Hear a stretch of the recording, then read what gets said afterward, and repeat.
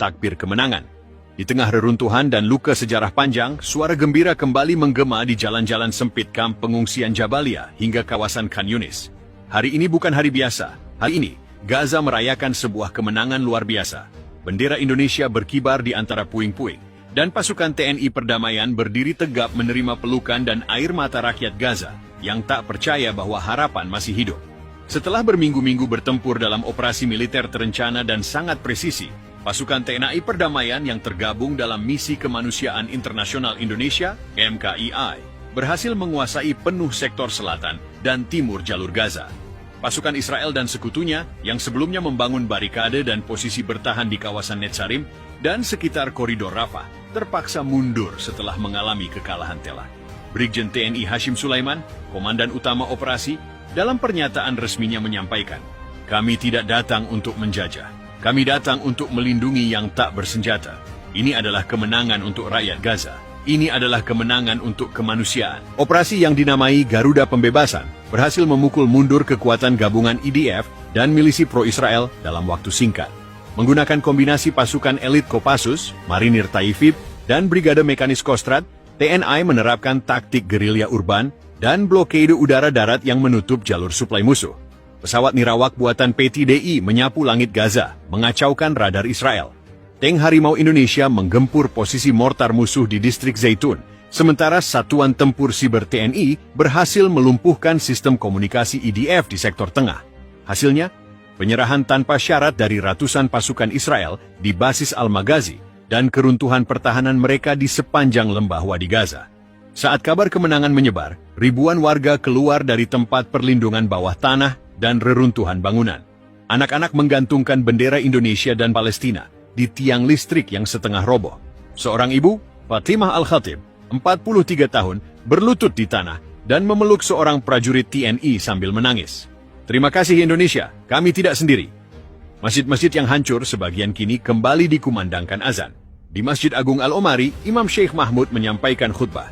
"Hari ini, darah syuhada tidak sia-sia. Hari ini, Gaza bangkit, bukan karena kekuatan senjata semata, tapi karena hadirnya saudara dari timur yang membawa keadilan dan keberanian."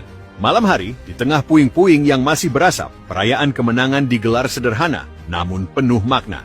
Prajurit TNI duduk bersila bersama warga Palestina, menyantap roti pipih dan sup lentil. Seorang prajurit Kopassus memainkan rebana, dan anak-anak kecil menari di sekelilingnya sambil menyanyikan lagu-lagu persatuan. Takbir berkumandang. Beberapa warga bahkan memeluk tentara Indonesia dan memanggil mereka malaikat dari timur. Pemerintah Indonesia mengirim tambahan bantuan logistik dan personel medis.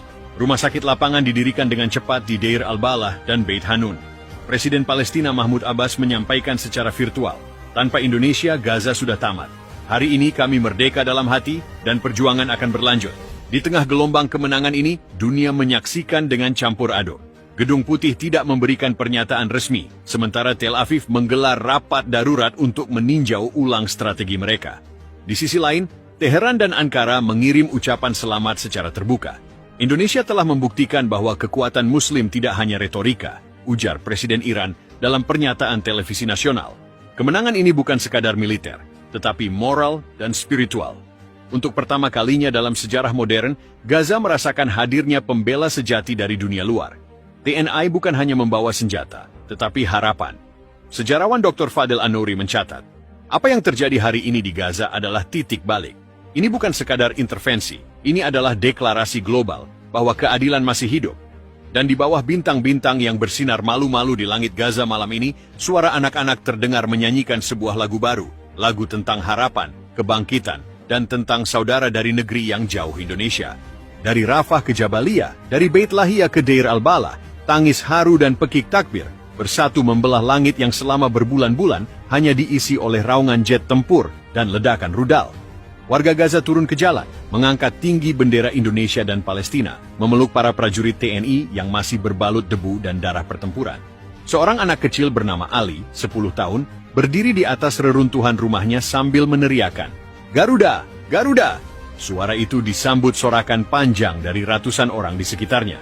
Seorang ibu tua menyerahkan sepiring kurma kepada seorang prajurit TNI yang tengah berjaga di pos blokade Netzarim, sambil berkata dengan air mata, "Kalian datang saat dunia menutup mata. Terima kasih anak-anakku. Operasi Garuda Pembebasan yang dipimpin langsung oleh Brigjen TNI Hashim Sulaiman menorehkan prestasi militer tingkat tinggi yang mengejutkan, bahkan bagi pengamat pertahanan internasional. Berbekal doktrin tempur khas TNI yang menggabungkan mobilitas tinggi, infiltrasi diam-diam, dan penguasaan medan urban, pasukan Indonesia berhasil menerobos garis pertahanan IDF yang dikenal brutal dan nyaris tak tertembus. Dalam minggu pertama, Satuan Elit Kopassus melakukan infiltrasi melalui terowongan Rafah dengan dukungan unit Zeni TNI AO dan pengintaian drone Mel Elang Hitam. Mereka menanam alat jammer canggih buatan PT LEN yang melumpuhkan sistem GPS dan komunikasi IDF. Pasukan Kostrad dan Marinir yang didaratkan melalui operasi amfibi di Khan Yunis bergerak dengan kecepatan luar biasa. Dalam tempo 72 jam, TNI merebut kompleks pertahanan IDF di Deir al-Balah yang menjadi pusat komando regional Israel. Tank Harimau, yang dilaporkan mampu menembus beton anti-tank IDF, memimpin serangan frontal ke markas logistik Israel di sektor timur. Dalam pertempuran berdurasi 9 jam tanpa henti, sistem pertahanan Iron Dome gagal mencegat roket-roket jarak pendek yang ditembakkan dari posisi darat TNI. Puncaknya terjadi saat 450 prajurit Israel yang terkepung di Blok D 10 Zaitun menyerah tanpa syarat. Bendera putih dikibarkan, disusul oleh perekaman video permintaan maaf resmi oleh perwira IDF, Kapten Eliran Shapira, kepada rakyat Gaza dan kepada Indonesia. Dome gagal mencegat roket-roket jarak pendek yang ditembakkan dari posisi darat TNI. Hari ini, TNI menggelar seremoni sederhana, namun penuh makna di alun-alun Sheikh Radwan yang telah bersih dari puing-puing. Lagu Indonesia Raya dan Mautini berkumandang bersama, dinyanyikan oleh prajurit dan warga Gaza dalam tangisan haru. Ratusan warga membawa karangan bunga buatan tangan mereka, meletakkannya di depan patung sementara dari batu, seekor Garuda yang menginjak peluru dan berdiri tegak dengan sayap terbuka.